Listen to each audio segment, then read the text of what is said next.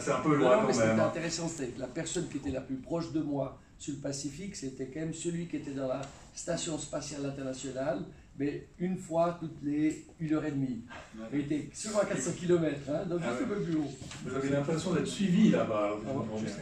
Oui, 400 km plus haut. Donc c'est vrai qu'il y avait un lien avec ça. Il y avait un lien avec l'espace en tout cas. Alors voilà, Monsieur Borchberger, je vous passe la parole. Je rappelle donc que vous avez créé assez récemment une start-up qui s'appelle H55 pour le développement des avions électriques. Merci beaucoup. Et merci Andrew pour cette introduction parce que ça un petit peu de l'eau à mon moulin. Tout à fait d'accord qu'il faut changer notre modèle économique. Par contre, je pense que ça prendra du temps et qu'on n'aura pas immédiatement à disposition. Peut-être qu'il se fera par étapes. Par exemple, commencer avec une taxe sur le CO2, qui soit plus générale qu'elle est aujourd'hui. Et puis tout à fait d'accord aussi de voir ça comme une opportunité. C'est intéressant, on parle toujours du climat comme un problème, mais je pense que c'est aussi une opportunité extraordinaire pour créer des nouveaux jobs, créer des nouvelles industries, créer des nouveaux produits, et donc de dynamiser ce qu'on est en train de faire, spécialement en Suisse. Donc je suis content qu'on ne commence pas à discuter ce qu'il y a urgence climatique ou non, parce que je pense que c'est un débat un peu vain. On ne peut pas être d'accord. Mais justement, si on voit ça comme une opportunité, ça met le problème en fait de côté. Alors l'économie, c'est quoi? Pour moi, finalement, l'économie, c'est l'ensemble des activités humaines que l'on réalise directement, indirectement au quotidien pour nous amener les produits, les services dont on a besoin. Donc on le fait finalement pour nous. D'une certaine manière, nous sommes aussi ceux qui décidons de ce que nous voulons avoir. Alors, ce n'est pas nécessairement la réponse à la question, mais je pense que nous, déjà, en tant qu'individus, société civile, décideurs, entrepreneurs, politiciens, on a une influence directe là-dessus. Et moi, l'économie, je la vois sous deux dimensions. La première, c'est de savoir ce qu'on peut faire quand on est industriel, quand on est acteur de cette économie. Qu'est-ce qu'on peut faire avec les technologies qu'on a aujourd'hui à disposition? C'est aussi un grand débat. Et la deuxième question ensuite, c'est qu'est-ce qu'on veut faire, que ce soit de nouveau comme industriel, que ce soit comme décideur, que ce soit comme consommateur. Donc finalement, dans le pouvoir, c'est intéressant, moi je prends toujours le début de notre projet 2003 comme étant un petit peu le avant et après un certain nombre de réflexions sur le domaine des technologies propres. En 2003, on n'avait pas de voiture électrique. Tesla n'existait pas encore. Et l'industrie automobile avait été capable de nous convaincre que ce n'était pas possible de le faire. Donc l'industrie automobile disait on ne peut pas faire plus que 50 km avec une voiture électrique, donc ça ne sert à rien pour l'instant de se concentrer là-dessus. Donc c'est vrai qu'il a fallu que quelques innovateurs créent Tesla, qui était repris par Elon Musk, qu'il en fasse un exemple, je dirais, tellement puissant que toute l'industrie automobile aujourd'hui se doit et va et commence à introduire des produits électriques. En fait, VW ne voit son salut dans le futur qu'au travers de la voiture électrique, peut-être après le problème dans le diesel. Donc, on a un frein en fait, dans le monde industriel pour se transformer. On se souvient, Kodak a inventé le numérique et Kodak est tombé en faillite. Donc n'ont jamais voulu faire le pas eux-mêmes dans cette nouvelle technologie. Donc ça c'est un petit peu le côté négatif de l'humain. Quand on a démarré notre projet, c'était 2003, et sur l'impulse, il faut aussi souligner qu'avant d'être un avion solaire, c'est un avion électrique, donc c'est un avion qui a 4 moteurs électriques, qui a des batteries, en fait comme une voiture électrique, et on a rajouté simplement un système de production hybride solaire, donc au lieu d'avoir un moteur à essence qui génère de l'électricité, on avait un capteur solaire qui captait cette énergie, la transformait en électricité, puis la donnait à disposition de l'avion. Et ça nous a permis de voler pratiquement de manière, je vais dire éternelle, mais en tout cas d'être en dehors de cette limite que nous donnent les industries fossiles. Alors à ce moment-là, qu'est-ce qu'on nous a dit aussi? Bon, c'est bien joli, la propulsion électrique, mais ça n'a pas de futur dans l'aviation. Et aujourd'hui, on voit que cette perception, elle a aussi complètement changé. On a plus de 200 projets de par le monde qui développent des avions électriques, des technologies électriques. C'est pour ça qu'on a décidé, ou j'ai décidé qu'à la fin de Solar Impulse, on reprenne tout ce que l'on a fait comme connaissance, comme expertise dans le domaine de la propulsion électrique pour continuer à développer des solutions qu'on puisse mettre à disposition de l'aviation.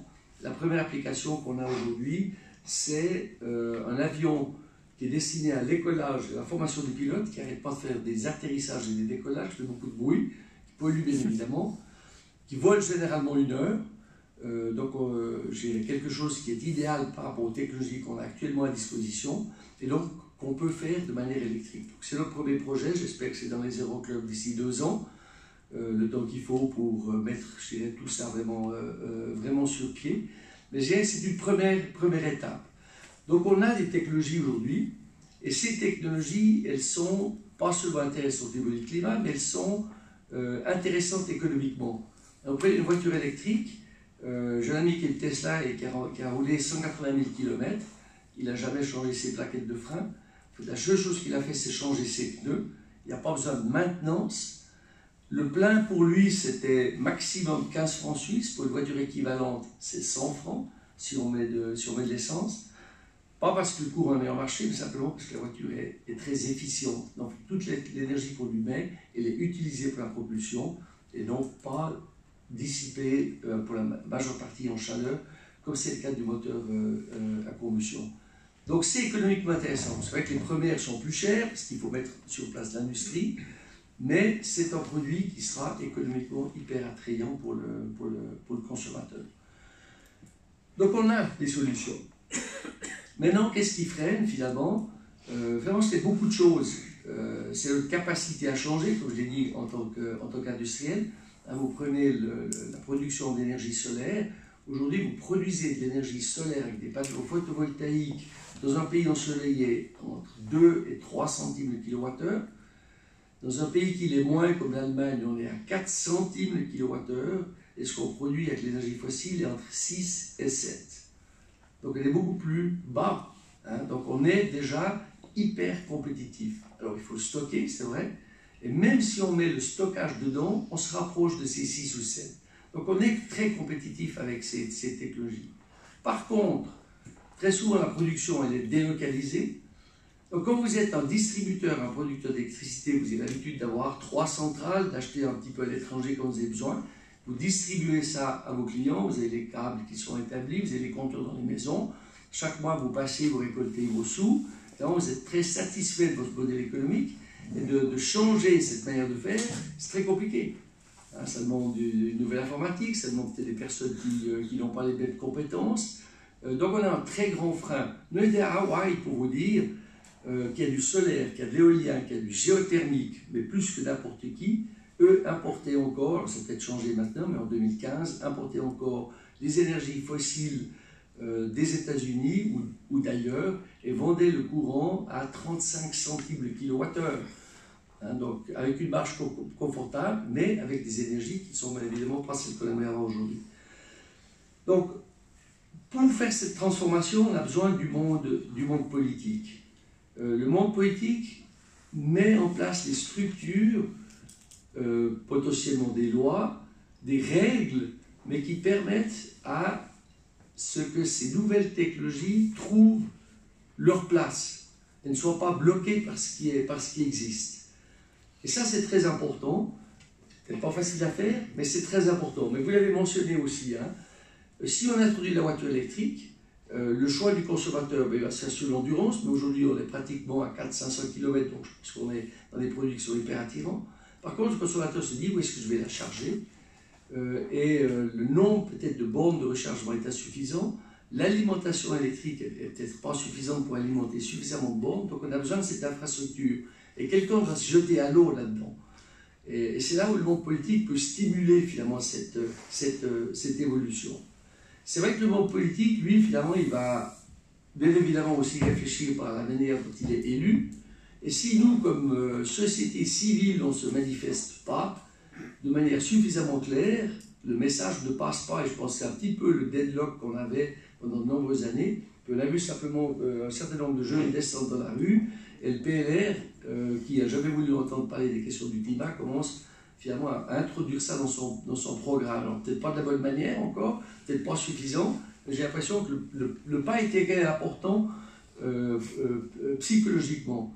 Hein, donc notre rôle en tant que société civile, et peut-être comme média, à mon avis, est essentiel pour soutenir les efforts qui sont faits au niveau politique. Donc moi je suis très confiant au niveau de ce qu'on a à disposition, mais bien évidemment très insatisfait à la vitesse à laquelle on va. Et peut-être, étape par étape, en ayant une taxe sur le CO2, peut-être en ayant une taxe sur les billets d'avion, on s'approchera de cette économie qui prend et qui devrait prendre en considération, je suis 100% d'accord, l'impact que nous avons sur les ressources pour rendre notre activité de manière durable. Merci beaucoup, Monsieur Borchberg. C'est intéressant, je vais rester sur votre propos. On a besoin du monde politique et j'aimerais développer un peu ce côté-là au fond. Qui doit prendre l'initiative pour s'engager sur le chemin d'une économie durable? Est-ce que c'est finalement le secteur privé, ça doit être lui qui prend l'initiative, ou est-ce que le monde politique doit lui prendre des mesures incitatives ou décourageantes par rapport à certains types de production? First, perhaps we'll ask you the question, Cookie. The question is, who should take really the initiative for a sustainable economy? Is it the private sector? Should the politicians make the conditions best for this kind of development? Who has really the responsibility to make that the economy works in another way than today? I know it's both, but you have to tell me which one is more important. Well,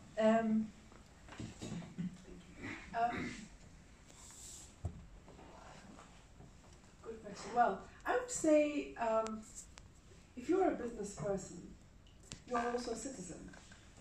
If you're a policymaker, you are also a father. So I feel actually that question already creates a problem because we don't have another planet. We don't have another way. We can't do business in a burning planet. If you have a political unrest, you have demonstrations, you can't do business. I mean, we see that what's going on in Hong Kong, right? So the point is that we need to address this as in our multiple hats. And if we don't, I think nature will decide for us. And this is, the science speaks very clearly. So for me, what I find challenging is if you look at what's happening in the Arctic, for instance, this whole, permafrost, thawing very quickly and all the changes that's happening. And at the same time, you see this whole geopolitical positioning to be able to exploit all the resources, whilst the science is telling us we should do something else. So I feel actually at this point in my trajectory in this work that let's not forget the power of ideas, and that actually citizens who are inspired and inspiring others will actually drive the change. Governments are not going to change by themselves because they would have done that by now. Businesses are not necessarily doing that as well, although there are lots of first movers and pushing, they're not doing it because in a way we are in the kind of, I would call back to the future situation, whereby we are trying to predict and change the future with using tools from the 20th century. So the same thing we see in technology, government policy making and regulation is completely lagging behind because the technological change and the structure of the economy is really rapidly changing, and so we're lagging behind. The same thing with the climate. So I feel, we need to change both as citizens and individuals and as society as a whole. Thank you, Ronan. Si je comprends bien, la politique a un petit temps de retard toujours par rapport au développement économique et au développement de l'innovation, et la régulation arrive souvent un peu trop tard. Monsieur Hodgers, comment est-ce que vous voyez-vous la politique de l'État? De quelle manière est-ce que vous allez favoriser, et vous favorisez aujourd'hui déjà ou pas, je ne sais pas, vous favorisez la mise en place d'une économie de type durable? Est-ce qu'il faut le faire à travers des taxes, à travers des incitations, les deux peut-être, mais quelle est d'après vous la mesure la plus efficace pour arriver à ce but de réduction de l'effet carbone et en même temps développer une économie durable? J'aimerais juste commencer par donner un exemple qui montre qu'en fait on est déjà dedans. Genève, le canton, a baissé sa consommation d'énergie fossile de 30% entre 2000 et 2017. Moins 30%. Et comment est-ce qu'on l'a fait? On l'a fait en partie à travers des politiques d'incitation, voilà, de rénovation énergétique, à travers SIG, c'est un cas particulier, je le vois, mais le fait d'avoir une entreprise industrielle de distribution d'énergie qui est 100% publique et qui ne poursuit pas un intérêt propre à ses actionnaires, mais bien qui est en lien avec les intérêts de l'État, tout en étant rentable, c'est-à-dire qu'elle elle génère son propre cash flow, mais elle a des objectifs dits d'intérêt public qui lui sont donnés par le politique. Tout ceci nous a permis de faire moins 30%. Et quand on regarde où est-ce qu'on l'a fait, on n'a pas tant fait dans les ménages, c'est l'industrie et l'économie qui l'a fait. C'est-à-dire que les entreprises genevoises, et particulièrement les plus grandes d'entre elles, qui à travers des coups de pouce, à vrai dire, puisqu'on parle depuis les années 2000, après des petites incitations, etc., mais à vrai dire, à travers une dynamique politique légère, a induit un effet, parce qu'on a eu, il ne faut pas les citer, mais on a eu des rénovations extrêmement importantes de bâtiments, avec des diminutions extrêmement fortes de la consommation fossile, plus les efforts faits par les ménages, qui existent quand même, une espèce de tassement léger, qui n'est pas aussi... Eh bien, nous permet aujourd'hui de dire, ok, on a déjà fait un bout du chemin. C'est pas que là, on est en 2019. Est-ce que c'est du fait de l'État? Est-ce que c'est des décisions, des mesures prises par l'État? C'est les deux, quelque part. Moi, par exemple, là, je parlais avec une entreprise, maintenant on essaie de faire des réseaux de chaleur, Génilac. On va prendre le froid du lac, on l'amène ici dans le quartier des Nations, ça permet aussi d'amener du chaud, donc ça évite les clims, ça évite les chauffages, et puis du coup on doit investir. Alors c'est l'État à travers SIG qui investit dans des autoroutes de la chaleur, mais ensuite il y a des consommateurs qui viennent se greffer là, et une entreprise de la place, eh bien, elle s'est greffée, mais elle a fait des rénovations sans aucune obligation, sans aucune aide de l'État, qui vont bien au-delà des objectifs fixés par le public. Donc, quelque part, quand on discute avec cette entreprise, donc le public, c'est Bucherer, en l'occurrence, il disait, mais écoutez, nous, on est une entreprise durable, on fait une rénovation maintenant, on sait qu'on va la transmettre à nos descendants, donc c'est normal que l'objectif, ce n'est pas le minimum syndical, si je puis dire, mais on est bien sur une ambition. Et de plus en plus d'entrepreneurs, en réalité, ont cette vision-là d'aller bien plus loin que les obligations légales. Alors, la réponse, c'est forcément les deux quand même, parce que et là, il y a aussi un décalage, je trouve, fort. On a les manifestations des jeunes pour le climat, fort et massif. Et puis, en réalité, moi, je regarde les chiffres de l'aéroport de Genève en termes de fréquentation, ça n'a même pas frémi. Ça n'a même pas ça a frémi. augmenté au mois de juin, je crois. Hein? Ça a augmenté Ouais, au ça mois a de juin, augmenté, par rapport à mais l'année, c'est des augmentations un peu conjoncturelles. Bref. Je vois sourire, M. Borgelbert, ça me fait plaisir. Non, mais c'est vrai. Le trafic aérien augmente. Non, mais parce que là, il y a un décalage aussi entre le citoyen, là on parle de l'économie, le privé, les entreprises privées et l'État. C'est juste de parler qu'il y a des citoyens, puis on est tous, mais il y a aussi un décalage de plus en plus important entre le citoyen et le consommateur. C'est comme on a voté à Genève, il y a une majorité pour l'initiative pour une agriculture, je ne sais plus comment elle s'appelait, mais biologique et de proximité. Donc, elle n'est pas passée au niveau suisse, mais j'ai demandé à une grosse COP, les produits bio, ils ont augmenté. Ça n'a pas frémi non plus. Et pourtant, voilà, c'est une part de marché entre 5 et 7% le bio, alors qu'il y a plus de 50% des Genevois qui ont voté pour une économie qui rendait en gros, pour une initiative qui rendait en gros le bio obligatoire, quelque part. Elle était très poussée cette initiative. Donc les gens ne sont pas très conséquents avec leurs convictions. Disons qu'on est, alors il faudra voir ce que donne cette jeune génération, mais on est aujourd'hui quand même aux prises avec tout ça. C'est-à-dire que le politique est un peu en retard, mais là il y a un engouement politique tout d'un coup, vous avez raison, hein, la bascule du PLR, moi, on la sent depuis 2 ans. Hein. Elle est là et on sent que finalement les militants PLR sont peut-être plus créatifs et dynamiques que les élites PLR qui sont très liées aux associations professionnelles, au lobby. L'industrie a tendance à faire un lobby pour le statu quo. C'est quand même, moi je vois les organisations économiques sont des organisations extrêmement conservatrices, puisque leurs membres ont un business model basé sur la situation actuelle. Donc elles voient toujours un danger à l'évolution. Mais je pense qu'aujourd'hui les mentalités sont là. Mais vous voyez que l'équilibre n'est pas simple, parce qu'on essaie d'aller jusqu'au bout de ce que disent, tout d'un coup le consommateur ne suit pas comme tel. Tout le monde dit qu'il faut moins de voitures, mais c'est celle du voisin qu'il faut moins, pas la sienne. Et quelque part, chaque fois dans les comportements, on sent cette ambivalence. Je dois dire que comme exécutif, je la sens très fortement, parce qu'il y a le débat politique, et là on y est. Puis quand on met en place concrètement ces choses-là, par exemple en construisant des nouveaux quartiers en ville, qui sont des éco-quartiers, et qui vont nous permettre de diviser par 4 les émissions de CO2 de ces habitants-là, eh ben, voyez... Vous avez coupé des arbres, monsieur Gers. Oui, parce que c'est nécessaire pour construire ces écoquartiers. Et je pense que là, il faut être conscient que cette transition écologique va impliquer de modifier notre territoire, notre comportement, et ça va aussi challenger d'autres choses. Typiquement, pour construire un écoquartier ou pour construire une piste cyclable, il faut parfois abattre des arbres. On les plante par ailleurs, mais si on n'accepte pas ça, on est dans dire « Ah ben non, on ne veut plus rien bouger ». Et là, pour moi, cette histoire des arbres révèle assez bien cette contradiction-là, c'est qu'on dit « Il faut transformer notre territoire », c'est ce qu'on demande, on transforme, on coupe pas plus d'arbres aujourd'hui qu'il y a 20 ans, il y a toujours eu des coupes, mais on coupe pour faire ces nouveaux quartiers, pour ramener les gens proches de la ville, et puis les mêmes qui promeuvent l'écologie ou la lutte contre le climat s'émeuvent de cela. Et du coup, je pense que là, pour moi, cet exemple-là est très clairement une de ces contradictions entre l'aspect global, on est dans la rue, on est pour limiter le réchauffement climatique, et puis les conséquences concrètes de la mise en œuvre, où là, c'est plus difficile. Donc au fond, vous aimeriez qu'on agisse sur le consommateur. C'est ça qu'il faudrait, c'est le mode de consommation, moi, je pense c'est les mentalités qu'il faudrait changer. Je pense que c'est, il faut un certain investissement du politique, et on doit investir dans les infrastructures. On ne peut pas demander, par exemple, aux pendulaires frontaliers de prendre un train ou des bus qui n'existent pas. On doit les mettre, pour leur dire, ne venez plus en voiture. On doit les mettre d'abord.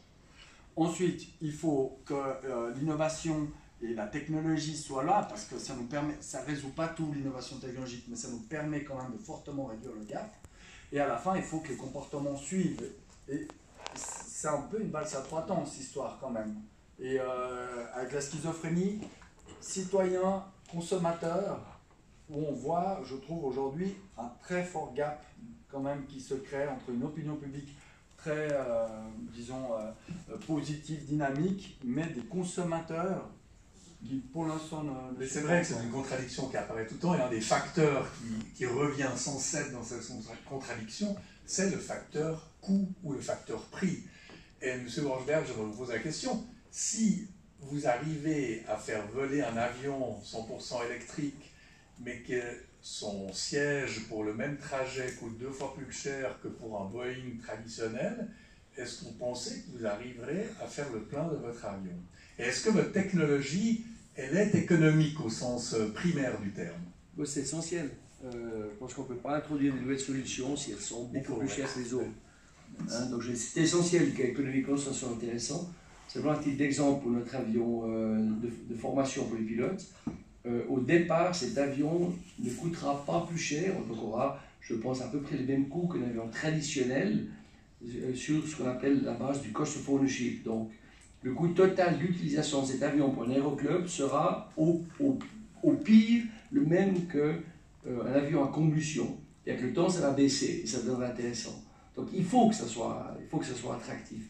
Et la voiture électrique, comme j'ai dit tout à l'heure, alors peut-être les nouveaux modèles sont destinés à ceux qui ont plus de moyens, et de toute façon on n'arrive pas à fabriquer suffisamment de voitures pour toujours, mais ces voitures seront moins chères, parce qu'à l'utilisation elles sont nettement moins chères qu'une voiture à combustion. Excusez-moi, je reviens à votre question juste, hein, parce que je pense que ce lien entre économie et puis politique il est important. Aujourd'hui, il est interdit, c'est pour vous, aujourd'hui il est interdit d'atterrir à l'aéroport de Genève avec un avion électrique. C'est amusant, hein? Monsieur Gers, l'ordonnance actuelle, et Zurich c'est la même chose. D'ailleurs, l'ordonnance suisse. Hein? Non, c'est seulement les grands aéroports. Bon, la question ne s'était pas posée, donc je pense qu'on va la résoudre. Mais c'était intéressant de voir, quand j'ai construit ma maison en 2004 à Lyon, c'était interdit d'installer des panneaux solaires. Je n'ai pas eu le droit de faire un toit solaire. Je l'ai fait maintenant, sur une forme de rétrofit. Donc c'est vrai que je dirais, ce monde s'adapte. Mais je pense qu'on peut aller beaucoup plus loin. Donc je pense que ces interdictions, elles ne sont pas, à mon avis, problématiques, parce quand on se rend compte, on va faire... Mais ce que vous êtes en train de nous dire, c'est que le monde politique n'est pas en phase avec les besoins de l'innovateur. La technologie va plus vite. Donc il faudra s'adapter. Mais je ne vois pas ça comme un problème. Je pense que ce qui serait intéressant, si on peut le vivre comme Genève, c'est de se dire... est-ce qu'on peut développer une vision sur, je ne sais pas, 10, 20 ans, et puis se dire, qu'est-ce qu'il faut entreprendre aujourd'hui pour qu'on n'ait plus que des voitures électriques dans 10 ou 20 ans qui soient alimentées finalement par des énergies renouvelables. Si on arrive à faire ça, l'énergie dépensée pour la mobilité serait moins de la moitié, simplement par l'efficience du système. Donc on aurait déjà gagné plus de 50% de l'énergie. On le fait de manière propre, donc tant mieux. Et ensuite, ce qui est intéressant aussi, c'est que chaque voiture, finalement, a une batterie. Donc chaque voiture est un système de stockage mobile. Comme la voiture, elle est la plus grande partie du temps arrêtée, si on peut la mettre sur une borne, elle peut soit prendre de l'énergie, parce qu'elle en a besoin, ou elle peut en donner. Moi, c'est ce que j'aimerais faire chez moi. J'ai des panneaux solaires à la maison, j'ai une voiture électrique, mais par contre, je ne peux pas encore, et je n'ai pas le droit, de par l'organisation des sociétés qui distribuent l'énergie, je n'ai pas le droit de m'alimenter avec ma voiture dans ma maison si je veux le faire. Donc, ce qui est important aujourd'hui, c'est qu'on crée l'infrastructure autour, avec une partie technique, une partie légale, il y a peut-être une partie d'incitation. Mais si on se projette d'ici 10 à 20 ans, je pense que c'est un objectif qui est réaliste. Et là, on a au niveau de la ville, on peut le faire au niveau de la ville, là, on est au niveau de la ville, je pense un impact extraordinaire.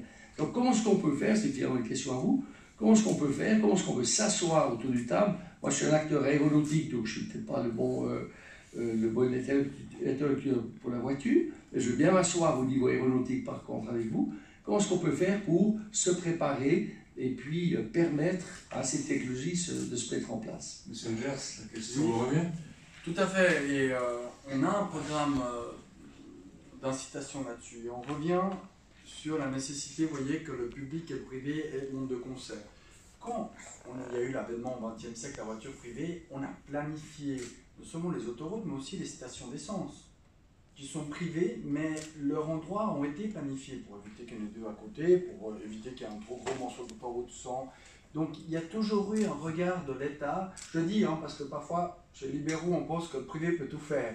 Mais en réalité, il y a toujours eu, quand on pense aux révolutions énergétiques passées, puisqu'on va faire une révolution énergétique maintenant, celle du charbon, celle du pétrole, et maintenant on va faire celle des énergies renouvelables, on a besoin de prévoir des infrastructures. Bornes électriques. Ça fait maintenant quelques années que nous avons lancé dans mon département l'installation avec les communes genevoises de bornes dans les domaines publics, dans les parkings publics déjà des communes. Donc SIG installe un système de bornes, mais c'est là où on s'est retrouvé avec, vous voyez, des fois la concurrence. On a eu il y a des communes qui ont pris un autre concurrent, et du coup on a eu deux systèmes différents de bornes qui n'étaient pas toujours compatibles entre eux, ou pour lesquels il fallait avoir une carte. Donc là, je trouve que l'État ou des collectivités publiques au niveau européen doivent réguler ça. Il faut maintenir certaines places du privé, mais trop de privé tue quelque part cette dynamique, parce que comme consommateur, vous voyez, si non, je ne suis pas à la bonne borne, c'est l'autre couleur, etc., ça ne joue pas. Donc on essaye, on a fait un choix avec les principaux cantons de Suisse, sauf le canton de Vaud malheureusement, mais tous les autres cantons romans, on a choisi un opérateur sur appel d'offres et on essaie de le mettre en œuvre. On incite des centres commerciaux, parce que là, c'est des temps de recharge. On va faire les courses, etc. C'est des temps de recharge. Troisièmement, dans toutes les nouvelles constructions, j'ai rendu obligatoire la pose de gaines qui descendent dans les parkings privés. Alors, ils ne sont pas encore équipés, mais demain, vous voulez l'équiper. S'il n'y a pas cette gaine, ça vous coûte bonbon. Demain, il faut juste tirer un câble quand vous aurez la voiture. Donc ça, c'est une obligation de tous les nouveaux immeubles. Et récemment, nous avons mis en place un forfait de 1000 francs pour vous payer votre borne de recharge électrique chez vous, comme particulier. L'État, comme on aidait à l'achat des vélos électriques, vous voyez que je suis un écolo quand même, c'est vrai. J'ai pris l'argent de l'aide pour les vélos électriques, on l'a remis pour les bornes. Pourquoi? Parce que j'estime que c'est de l'achat privé. Les vélos électriques, maintenant, ça tourne. Il y a quelques années, il fallait aider au démarrage.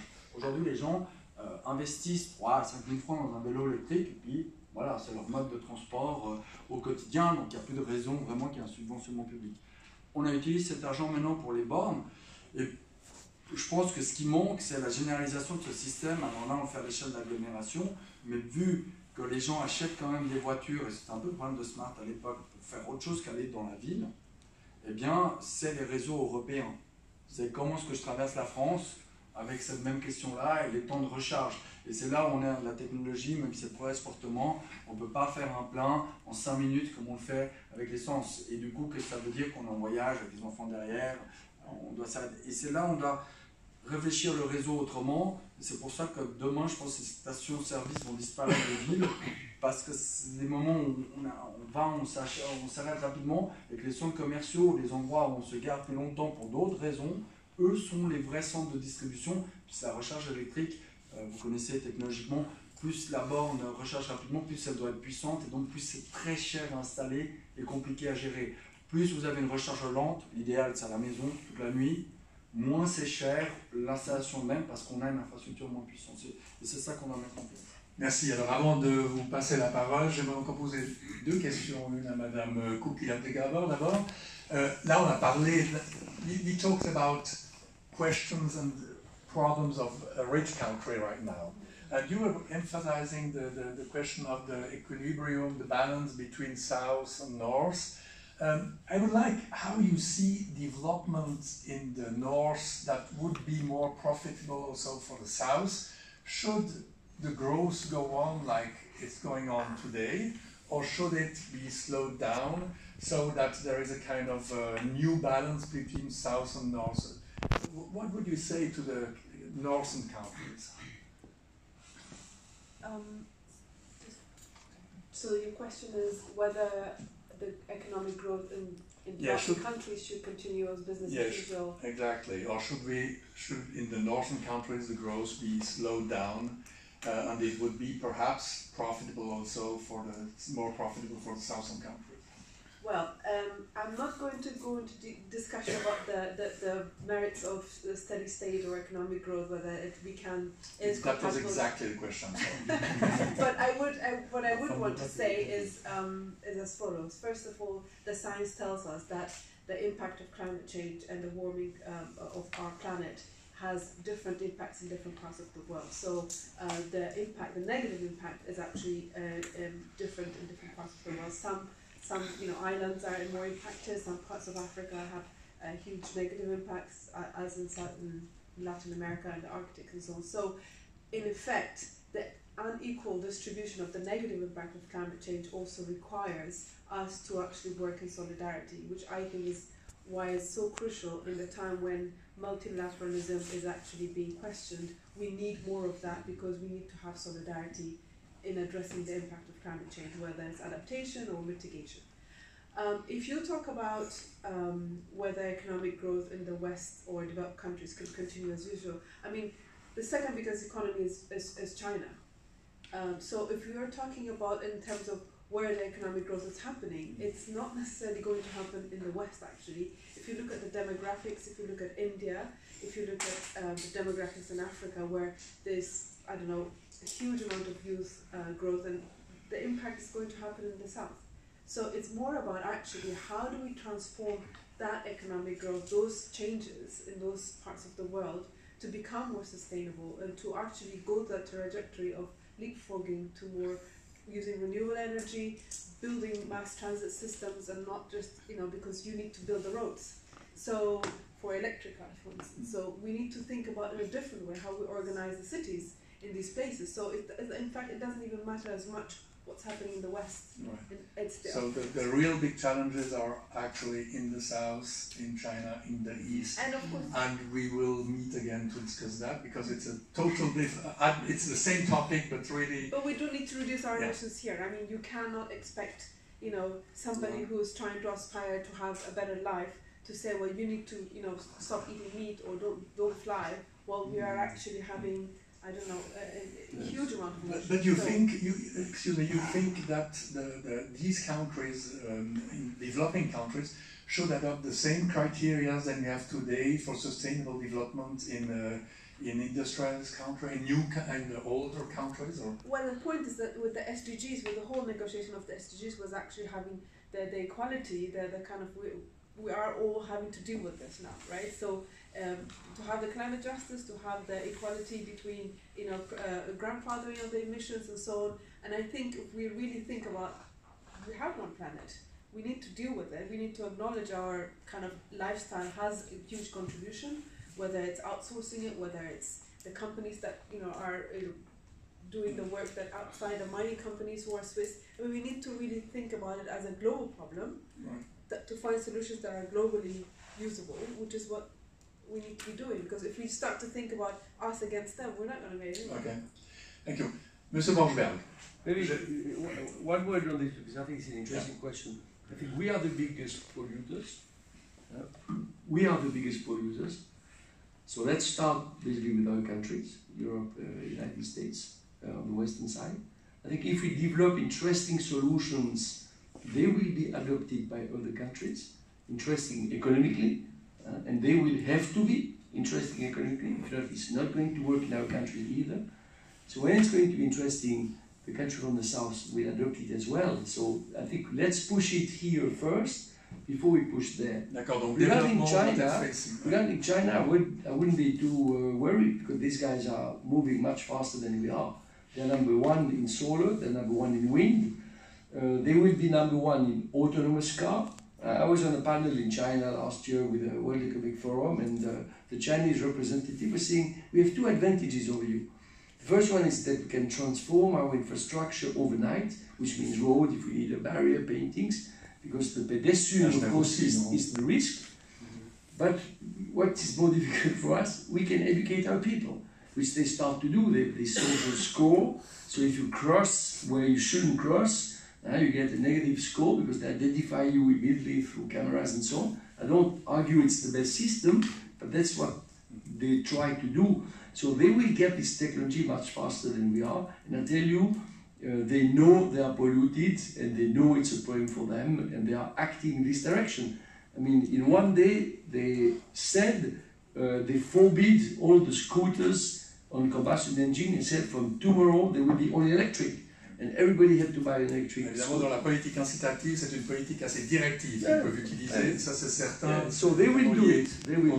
Maintenant, j'aimerais juste vous provoquer un petit peu quand même. C'est bien. Vous faites peut-être quand même partie du problème, M. Borchberg, parce que on voit qu'au fond, vous voulez rendre la voiture électrique, qui est déjà en partie électrique, vous voulez rendre l'avion électrique, mais on reste toujours dans ce qui est considéré par de plus en plus de jeunes d'ailleurs qui font des démos dans la rue.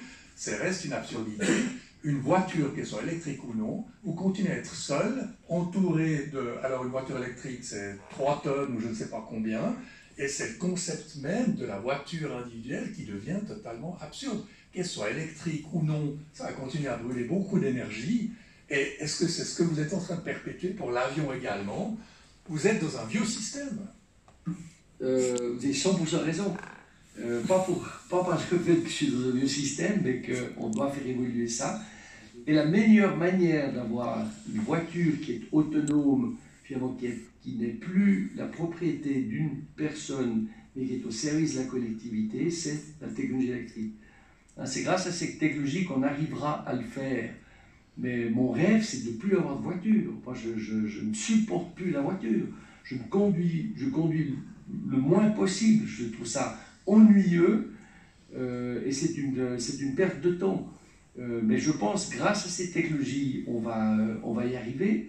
Et c'est la même chose pour l'avion. Je pense que l'avion va aller petit à petit vers un moyen, bon, c'est plus tellement un moyen de déplacement privé, c'est un moyen de déplacement collectif.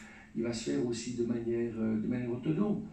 Donc j'aspire à ces moments-là et puis je travaille dans cette direction-là.